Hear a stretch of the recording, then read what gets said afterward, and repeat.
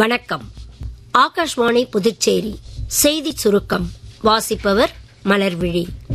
பிரதமர் திரு நரேந்திர மோடி இன்று 9ஆம் ஆண்டு பரீட்சா பே சர்ச்சா நிகழ்ச்சியில் தேர்வு பயத்தை போக்குவது குறித்து மாணவர்களுடன் கலந்துரையாடினார்.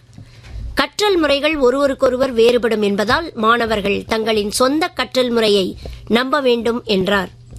கற்பித்தல் என்பது வேளாண்மைக்கு ஒப்பானது என்றும், விவசாயிகள் விதைக்கும் முன்னர் நிலத்தை பண்படுத்துவது போல ஆசிரியர்கள் மாணவர்களின் மனதை பொறுமையுடன் பண்படுத்த வேண்டும் என்றும் பிரதமர் கூறினார். பிரதமரின் பரீட்சா பே சர்ச்சா நிகழ்ச்சி புதுச்சேரி கம்பன் கலையரங்கில் உள்ளூர் மாணவர்களுக்கு திரையிடப்பட்டது. துணைநிலை ஆளுநர் திரு கைலாஷ்நாதன் இந்நிகழ்ச்சியில் பேசுகையில், மாணவர்கள் நேர்முக சிந்தனையுடன் சரியான முறையில் தேர்வுகளுக்கு தயாராக வேண்டும் என கேட்டுக் கொண்டார். மக்களவையில் இன்று எதிர்க்கட்சிகள் ஏற்படுத்திய அமளி காரணமாக அலுவல்கள் நாள் முழுவதற்கும் ஒத்திவைக்கப்பட்டன. மாநிலங்களவையில் கேள்வி நேரம் உள்ளிட்ட அலுவல்களுக்கு பின்னர் அவையின் அலுவல்கள் ஒத்திவைக்கப்பட்டன. இனி இரு அவைகளும் வரும் திங்கட்கிழமை காலை 11 மணிக்கு மீண்டும் கூடும்.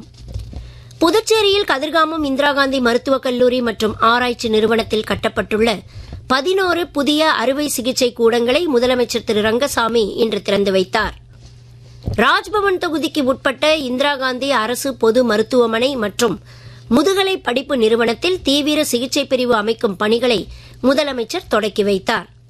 புதுச்சேரி அரசின் உணவு பாதுகாப்புத் துறையில் உணவு பாதுகாப்பு அதிகாரி பணியிடங்களுக்கு தேர்ந்தெடுக்கப்பட்ட 7 பேருக்கு முதலமைச்சர் திரு ரங்கசாமி பணி ஆணை வழங்கினார். புதுச்சேரி அரசின் காவல்துறையில் காவலர் பணியிடங்களுக்கான எழுத்துத் தேர்வு வரும் 8ஆம் தேதி ஞாயிற்றுக்கிழமை புதுச்சேரியில் 5 மையங்களில் நடைபெறவுள்ளது.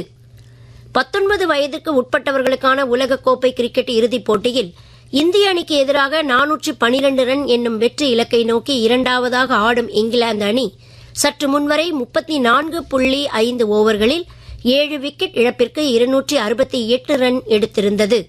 இத்துடன் இந்த செய்தி சுருக்கம் நிறைவு பெறுகிறது.